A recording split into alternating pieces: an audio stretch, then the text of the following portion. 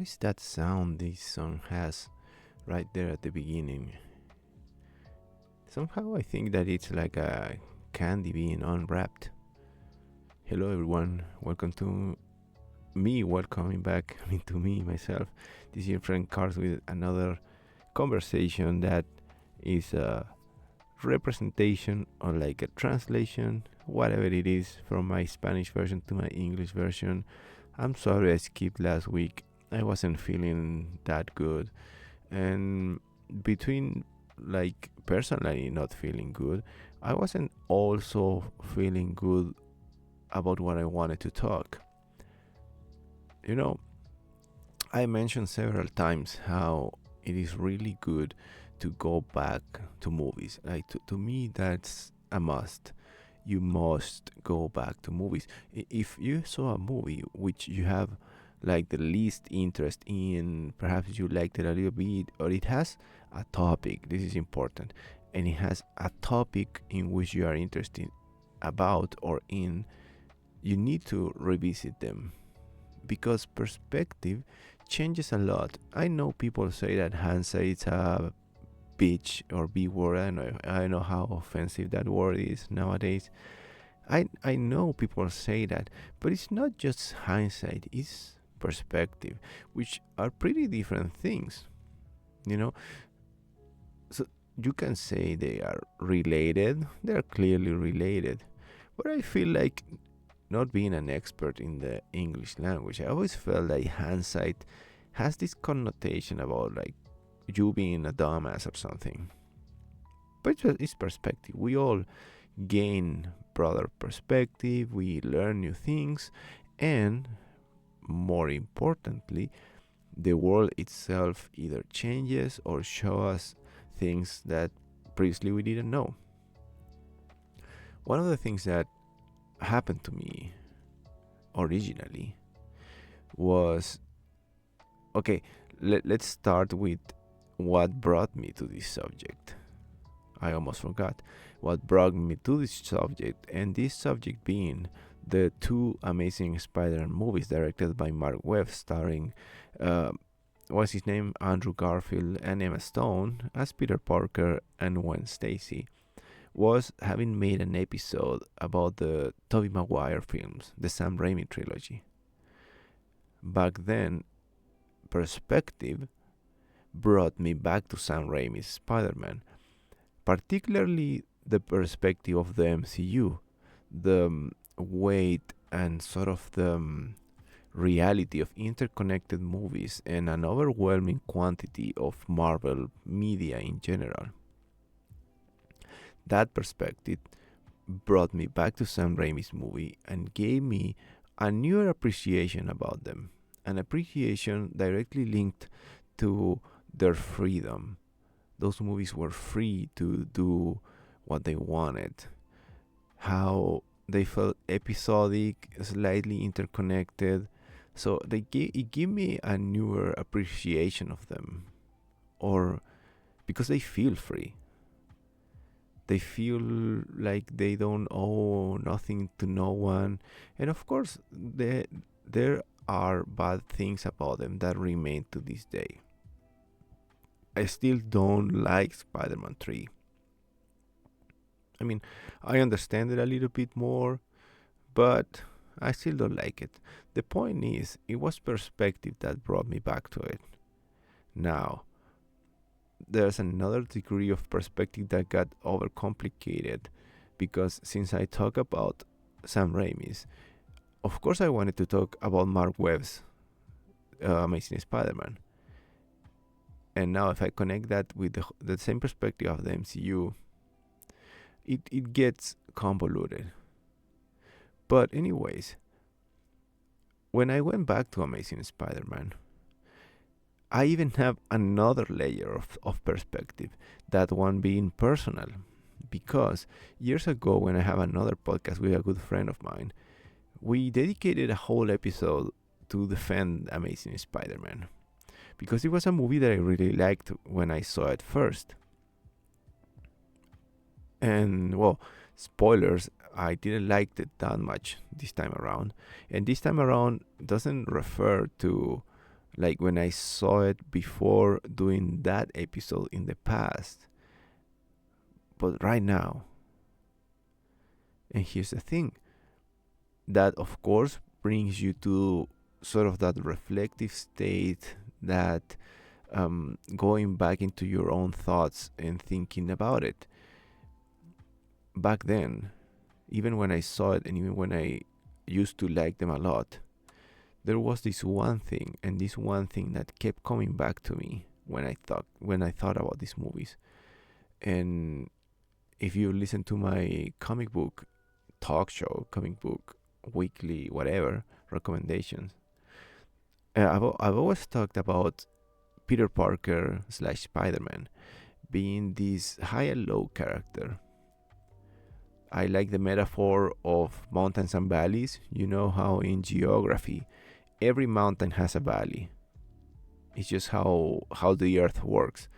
If there's a mountain, there's a valley. It could be narrow, it could be wide, it could be short, it could be deep, but every mountain has a valley. And that is the character definition of Peter Parker slash Spider-Man. They have been doing that shit for 70 years or so. He's happy, he's sad. He's happy, he's sad. And it's not like in a natural way. That is why I turned this into kind of like a canon thing, or like a determinant thing for this character. It's not like we all have our good and bad days. Peter Parker is almost cartoonishly made to live like that by Marvel editorials. It just, you can just tell. You can just tell. You see a comic book, a new story arc beginning. You see all of that, and you immediately see, like, you have the foresight to, okay, they're gonna bring him down somehow. The recent example in the comic books, he was good, he had a work, and I think it's Alchemax, he was designing something, he had a kind of like on and off relationship with this lady. I think she was a lawyer. I think it's not Mary Jane, because Mary Jane was with the now deceased Paul Ruben. I don't remember his name. And boom, everything crashes down, and it crashes down hard. Peter escape to outer space to have another introspective trip, you can call it, a journey of yet another self-discovery, that with great power comes great responsibility.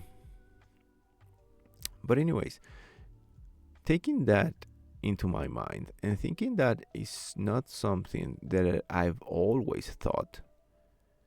It's not new, and if you've been reading comic books for a long time, and if you've been following these characters for a long time, you kind of know that it's there. You sort of know that this Peter Parker, up and down, mountain valley, however you want to call it, you know it's there. But now that it's really present in my mind, I realized that what I liked about Amazing Spider-Man was that this was the valley to Sam Raimi's mountain.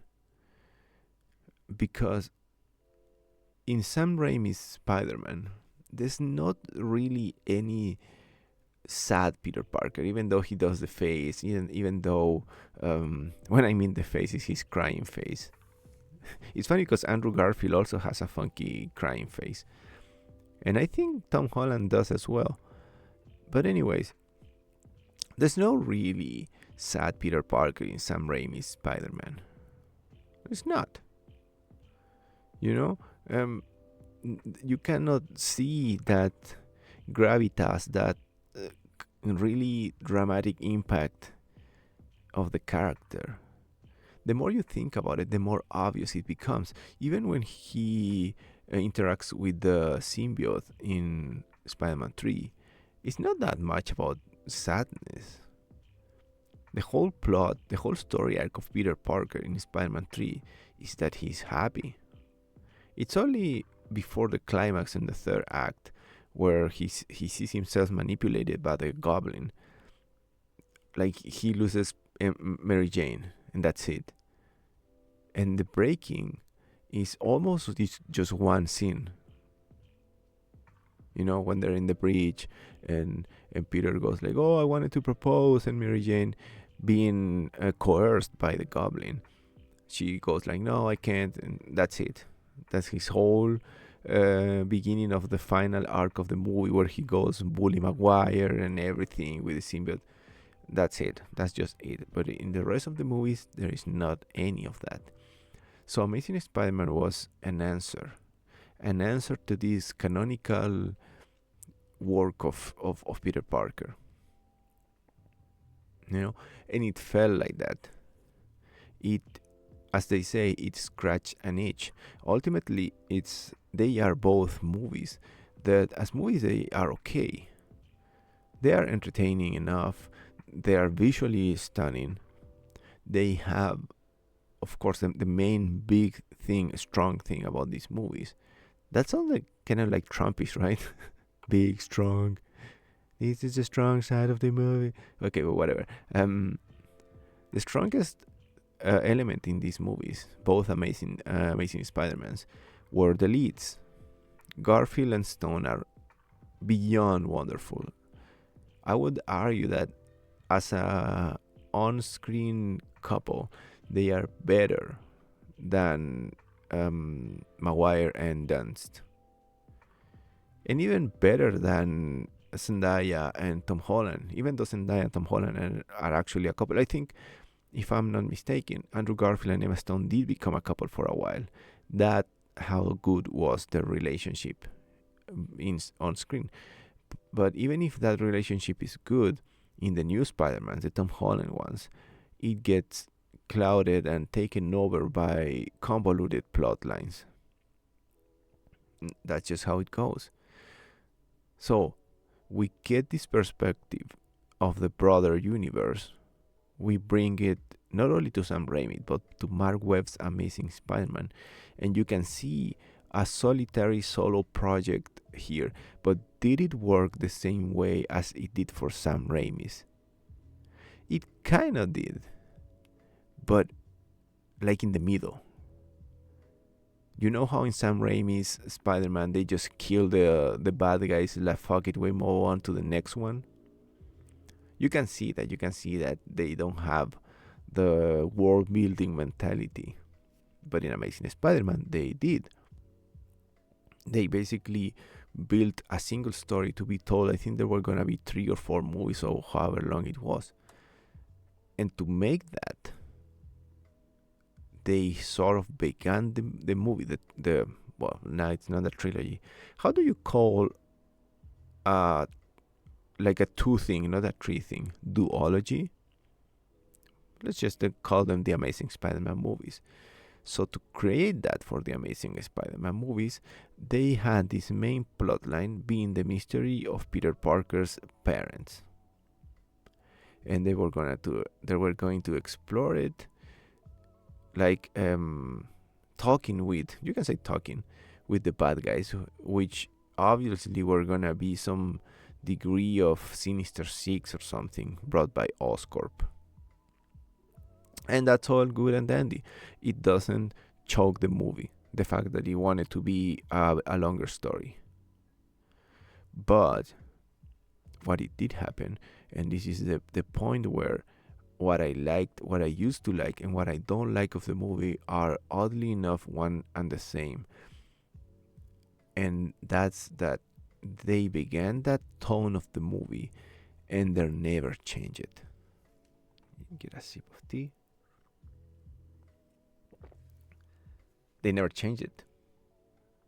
And it's something that watching it nowadays, it feels extremely odd, and it feels like it brings the movie down quite literally. Beginning by the tragedy of Peter's parents works in such a strange way because it basically makes both movies had a sad tone. It's just how it goes. Like, and even as an emo person, enthusiast, whatever you want to call it, it's too much. It's too much. Yeah, like in Amazing Spider-Man 1, he doesn't have one tragedy. He doesn't have two tragedies. He has three tragedies. How is that not, even just by the numbers, too much? We begin the movie with the parents, we get the middle part with the uncle, and we finish with the death of Captain Stacy, Gwen's father. Like, why do you? How can you give three tragedies in the span of like? I think the movie's not 2 hours long. Let's say 90 minutes. You give three tragedies to an alleged alleged teenagers in like 2 hours. So then you get to that point where you not fight, but you talk with yourself. Like, why did I thought this was great? And my only answer, my only possible answer is that it as I said, it scratched an itch. I wanted to see Peter Parker. I wanted to see sad Peter Parker. I wanted to see, because that is the strength of Peter Parker Spider-Man, right? He always gets back up. But throughout the Amazing Spider-Man movies 1 and 2, it never seems that he gets to do that. Right? Only at the ending of Amazing Spider-Man 2, after Gwen's dying, he gets to do that in a way or another. In which probably is the best scene in Spider-Man, Amazing Spider-Man 2, right? It's cheesy, like whatever you want to call it. I still cry every time where the kid faces the rhino, quote unquote, the rhino. It's like, oh, and Spider-Man comes back for him. And he says something like, thanks for like the replacement or something. But like, oh, it's a great scene. But whatever the case, that is something that you need to see in a Spider-Man film. You need to see him overcome, and you get so many montages and so many moments of Peter just being miserable. That's it. Just being miserable all the fucking time. There are even moments which could be lighthearted, and they are like directly conditioned by music and vibe. Like when he meets Harry in Amazing Spider-Man 2, out of the blue, they force onto you the fact that they were friends as kids. It just doesn't have like a proper introduction. They're just friends, and they immediately go back to their friendly dynamic. But you put sad music on them, and they immediately switch to sad things. Like, there's no true lighthearted moment in these movies. The only, not lighthearted, but like heart feeling, if you want to call it, or like heartfelt moment, are the moments between Peter and Gwen, which fortunately are good. If they haven't had or hadn't had that chemistry between them as actors, like, probably this movie would have been even worse of a bust than they were. But fortunately, they do have it. So it's not just something that changes with time, but more importantly, the new perspective that you gain. And this is another point that I sort of go back and forth on whether how much I support it. There's another perspective, a newer perspective, and a better perspective. And it has a name, which is Spider-Man Into the Spider-Verse. As I said, I kind of like debate with myself of how fair it is to compare these movies. But the point is, they are Spider-Man movies. they are Spider-Man movies. And what I'm finding, what I'm searching about, what I'm discussing about, as I said, is this meta, like constitutive, uh, foundational element of the character, which is the mountain and valley metaphor that I used before. And lo and behold, where does this metaphor come to play? Even as an intrinsical, like an important part of a movie, it's in Spider-Man Across the Spider-Verse, the second movie from the franchise for this new trilogy. It's directly there. It's right there. They made it like in an incredibly smart way. They made that a part of the plot. And I'm not gonna rave about these movies, which to me are the perfect Spider-Man movies. Maybe even because of that, they make a point out of this mountain and valley, or how they call it is Spider-Man always stands up or stands back. They made a point out of it. So just taking that perspective and bringing it back, it just makes you crave for that in Amazing Spider-Man. And basically it makes it impossible for you to vouch for this movie as you used to, because it just reveals how just this movie just how they just have one tone.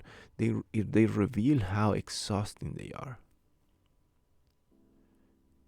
and even more so, Amazing Spider-Man, Into the Spider-Verse movies are of course more like a visual treat. They being animated, so they can be more cartoonish. They could be more flamboyant.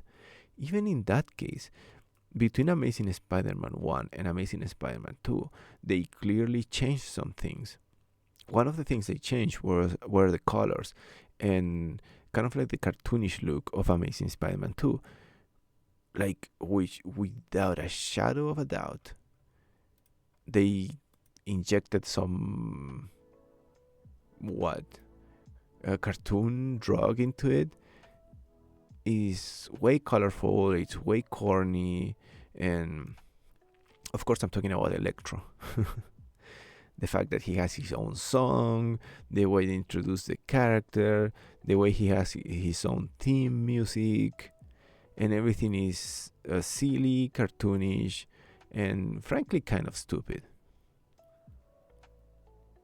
And I think they failed at creating that cartoonish, light-hearted tone in a movie whose main tone is down, in a movie whose main tone is sadness. If you bring ridiculous stuff on top of that, it just feels odd. That's why people were so keen on talking about the Rhino, played by Paul Giamatti, out of all the people, and about Electro, and about the Green Goblin. For starters, that those are way too many bad guys. But I think that's why people were so keen-eyed on them, because they felt odd. They felt odd in a movie that in a movie that came from the previous movie. And of course, Amazing Spider-Man 2 like wastes no time in reminding you about Amazing Spider-Man 1 by using the memory of Captain Stacy and having Peter and Gwen kind of like quote unquote breaking up again right in the first half of the movie because of this. And then immediately going back to the mystery of the parents and Peter being like extremely emo and having a fit like in his room, like trash in his room, like doing all of this shit. If among all of that you get Electro, who is being introduced like this extreme loser, which doesn't help with the sadness, it doesn't look good. It doesn't look good, it doesn't feel good, and it lacks texture. He's just a bad guy, and he's so bad. And I mean, he was a good guy, but he was so dumb and innocent that he just become a bad guy. What he says on the movie? He's like, "Oh, everybody will see me," which is a really deep emotional journey, but presented in that way, it just doesn't land. It just doesn't land. And it's a lot of similar to in Sam Raimi's Spider-Man with the Sandman. It's kind of like similar. He's like, "Oh, I don't want to be a bad guy," and then they go like, "Oh yeah, but you need money for your sick kid," and Spider-Man is stopping you, so now you're bad. And he's like, "Yeah, I'm bad," but he was always a good guy in the end.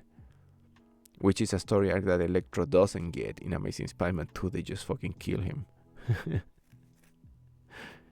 But anyways, going back to the contrast between Amazing Spider-Man and Across the Spider-Verse. This is not a black and white issue. And one of the things that the Spider-Verse movies show is that you can have this Peter Parker, or in this case Miles Morales, or if you can put it as Spider-Man thing, you can have it all in one movie. You can have happy and sad in one movie, and they have proven them. They prove that. The one scene that I kept coming back while comparing this spider pattern between these movies, is one particular interaction between Miles and Rio in Across the Spider-Verse. Before Miles leaves to chase Gwen, before they go deeper into the Spider-Verse, he has an interaction with Rio, his mom. And this shit is so well written. They are clearly having an issue. Rio clearly knows and feels like Miles is struggling. And she struggles as well as a mother, and she chooses to show her love and support in a really mature, realistic, and loving way. She goes like, "Okay, don't tell me whatever secret you're holding. If you're holding that secret, if you're holding that weight, you're holding it for a reason. And I raised you. I know you. I don't want to cry, but like, let's say she goes, just don't ever forget that we love you, and don't forget yourself. Mijo." And that shit is awesome. It's real. It's heartwarming. Of course it's sad, but it's loving, and like it's amazing. No pun intended. Then you go back to Amazing Spider-Man 2. There comes a point in the movie where Aunt May is in the same position as Rio. She sees Peter coming beaten up. She sees him sad, as he always is in these movies.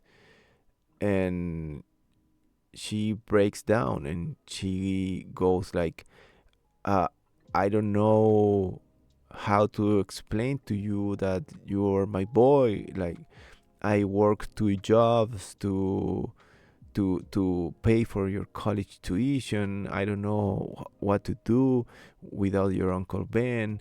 They both break down and everything is so fucking sad. And even though that sliver of happiness is there, just as in Spider-Verse, like a love between a mother and a son, and a show of support for some reason, the movie doesn't allow itself to be positive. It doesn't allow itself to be happy. Even that strength, that show of love between them, is tinted by tragedy, and it's written like that. Of course they find each other, and Peter goes like, "You are it. You are my rock, Aunt May. Like, don't feel like uncertain or insecure. You are my person. And then they hold each other, and they get like a boost of energy. But even out of that, Peter still remains an extremely miserable and sad person all the way to the end of that movie. It's only at the climax of Amazing Spider-Man 2 when he decides, okay, I'm gonna be with Gwen. Even that is revealing, right? We mentioned before that the only good thing, or like the best thing about the movie, is Gwen and Peter's relationship. And in the climax of Amazing Spider-Man 2, is basically that. He reaches the decision of, this is the best thing I have in life. I'm gonna go all it for it, which is his relationship with Gwen. But of course, they only do that, lo and behold, they only do that introduction to the climax of the movie because they knew they were gonna kill off Gwen.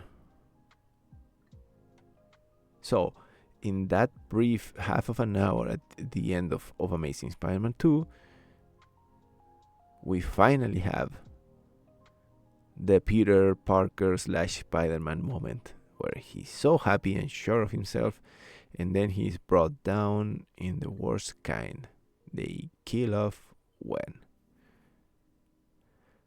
So it's kind of like the movie is self-aware a little bit of how the Peter Parker thing works, but whereas in the Sam Raimi movies we had little of that transition or of that mountain and valley kind of like game with the character, we have little of that during the Sam Raimi days. Here we have it perhaps too much, and the mountains are really, really low. They're not tall mountains, they're small mountains, which gives this movie just like a really flat, sad vibe. So we gotta be wrapping it up. This whole trip is a trip worth doing, but to do that, you need to check yourself. You need to check your boxes.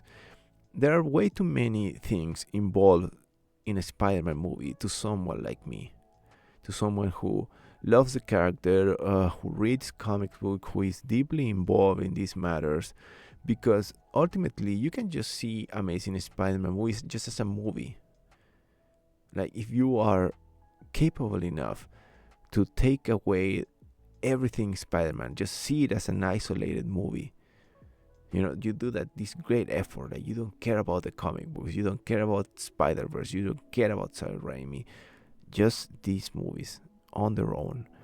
If you do that effort, ultimately you're gonna find really endearing and charismatic movies held up together by really strong leads with great action, great performances, great visuals, but ultimately you're gonna see movies that are tone deaf.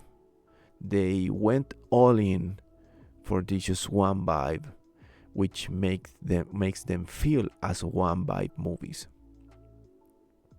That's just how it is. The Amazing Spider movies, both of them, on their own, standing on their own, they just have this one vibe, and that is not a good thing. I'm not gonna say they're bad, and I'm not gonna go back in time and kill the person that I was when I liked these movies, because I still like them, but it's too much, even for someone, as I said, an emo at heart. Even for me, it's too much. Even if I don't know anything else about Spider-Man, even if I choose to not add them as a criteria for my judgment of Amazing Spider-Man, even if I do all of that, it's too much. Superhero movies, whether you see them in the big spectrum of the characters and the comic books, whatever, I think everybody, be them a superhero fan or not, everybody understands that these movies are supposed to be uplifting. And Amazing Spider-Man ultimately fails to do so. These movies are a downer. And, you know, they might fulfill a desire that we all have, mostly, I mean, or more strongly in those of us who kind of like feel the emo existence. Maybe more to this, but even the saddest person wants to feel uplifted by this. If I want to feel sad, I just go and watch Train Spotting again. You know, one of my favorite movies. You know, if I want to feel miserable, I can just see Ewan McGregor walking like on that bridge. I'm gonna be one of you. The Insurance, The Perfect Wife. If I want to feel miserable, I go watch the scene again, or watch the Banshees of Inisherin. If I really want to feel miserable. But if I'm gonna see a dude wearing red and white dress as a spider fighting fucking Paul Giamatti inside an ugly ass robot, I want to feel uplifted.